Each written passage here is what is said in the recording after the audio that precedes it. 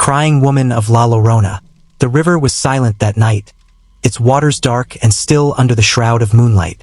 The air hung heavy with the scent of wet earth and the distant sounds of the night creatures. But then, there was the sound, soft, like a distant wail at first, but rising, growing louder with every breath of the wind.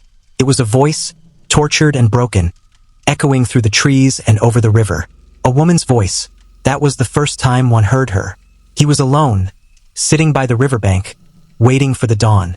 The village was quiet, the night wrapped in that unsettling stillness only found in the remote towns along the water. But when the cry reached his ears, it sent a shiver down his spine.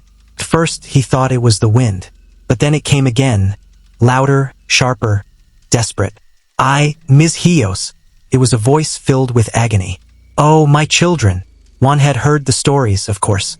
The old tales passed down through generations, whispered around campfires and told to children at bedtime to keep them from wandering too far from home after dark. La Llorona, the crying woman. She was said to roam the riverside at night, weeping for her lost children. Some said she drowned them in a fit of madness, others that they were taken from her by the river. And in her grief, she was cursed to search the world for them, her soul forever tormented. But Juan had always dismissed the stories. He had never believed in ghosts or spirits or curses. Yet, as the cry echoed through the night, something in him faltered, something primal, something that told him to get up, to leave before the voice came closer. But curiosity is a dangerous thing. He stood, his legs trembling, drawn by the sound, by the sorrow that clung to the air. The cry was louder now, almost close enough that he could feel the pain in every word. The river, too, seemed different. The water that had once been calm and still now appeared as though it were moving faster, swirling restlessly, pulling at the earth. And then, from the mist that gathered along the shore, she appeared. A figure, pale and glowing faintly under the moonlight. Her long black hair tangled and wet, hanging like a veil over her face.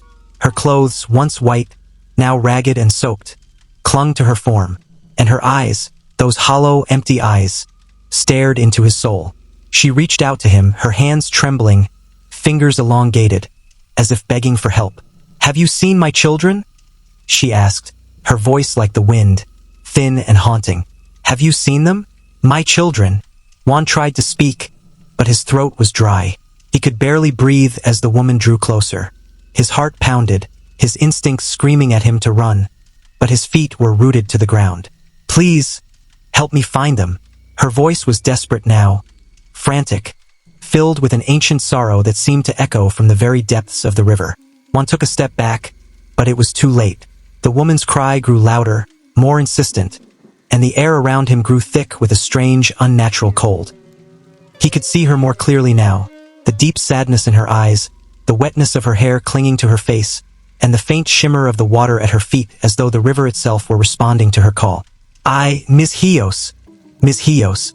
The air seemed to tremble with her grief, and the ground beneath his feet felt unstable, as if the very earth was being pulled into the river, drawn by her sorrow. Juan turned to run, but as he did, a cold hand touched his shoulder. Icy, clammy, and the sensation was like death itself wrapping around him. He froze, his blood running cold. When he turned to face her again, she was closer now, too close. Her face was no longer hidden by her hair.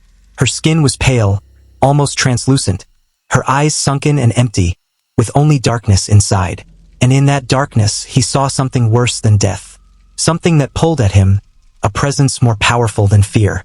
"La Llorona," he whispered, his breath shaking. "Yes," she answered, her voice barely audible, a sigh escaping her lips. "I am she. I have been searching for them for centuries. And now, I have found you." With that, the river surged, and the figure of La Llorona reached out, her arms wide, as if to pull him into the waters where she had lost her children. His heart hammered in his chest as he tried to scream, but the air thickened around him, suffocating his voice. He stumbled back, but the river seemed to rise to meet her, and her mournful wails filled the air once more. The last thing one saw before he fell into the cold, unforgiving waters was her face. An endless, sorrowful mask, forever cursed to search for the children she had lost, and to claim others in her desperate grief.